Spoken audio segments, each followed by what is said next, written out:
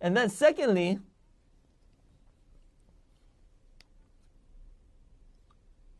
now Adam's 9th generation descendant is Lamech. Now Adam and Lamech lived together for 56 years. Adam and his 9th generation descendant Lamech, they lived together for 56 years. Now look at this. Adam was 130 years old when he had Seth, and Seth was 105 years old when he had Enosh. And Enosh was 90 years old when he had Kenan, and Kenan was 70 years old when he had Mahalalel. And Mahalalel was 65 years old when he had Jared. And Jared was 162 years old when he had Enoch. And Enoch was 65 years old when he had Methuselah. And Methuselah was 187 years old when he had Lamech. Now look at this. When Lamech was born, how old do you think Adam was? If you just add up all these numbers, you get that answer. 130 plus 105 plus 90 plus 70 plus 65 plus 162 plus 65 plus 187, then you get 874. Now, as I said before, Adam lived to be 930 years old. So if you subtract 930 minus 874, then you get 56 years. That means when Lamech was born, Adam was 874 years old.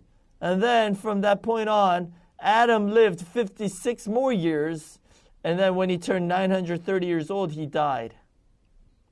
That means God enabled Adam to live together with his 9th generation descendant Lamech for 56 years. Now, can you think about this?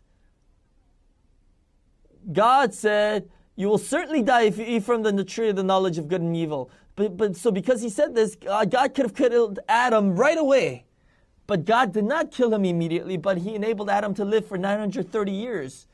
And that contains God's administration of redemptive history. Because God enabled Adam to live until the birth of Lamech, so that Adam's repentant faith could be transmitted all the way down to Lamech. Now you see, in our life of faith, there are many important things, important aspects of our faith. There's faithfulness, patience, devotion, self-control. All of these things are things that we need in our life of faith. But the one thing that Adam, deep in his heart, understood about God is that he needs to obey the Word of God. Adam truly understood deeply about obedience. Why? Because he disobeyed the Word of God and ate from the tree of the knowledge of good and evil.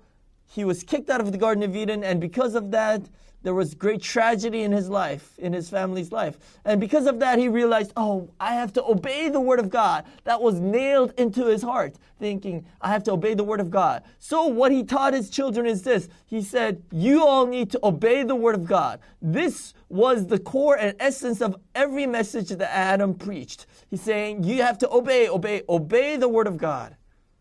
And so Adam taught to Lamech about obedience. And then who was Lamech's son? Lamech's son was Noah. And so through Lamech, that obedience was also passed on to who? It was passed on to Noah. And so because of that, Noah was able to build the ark. Somebody who is not obedient can never build the ark.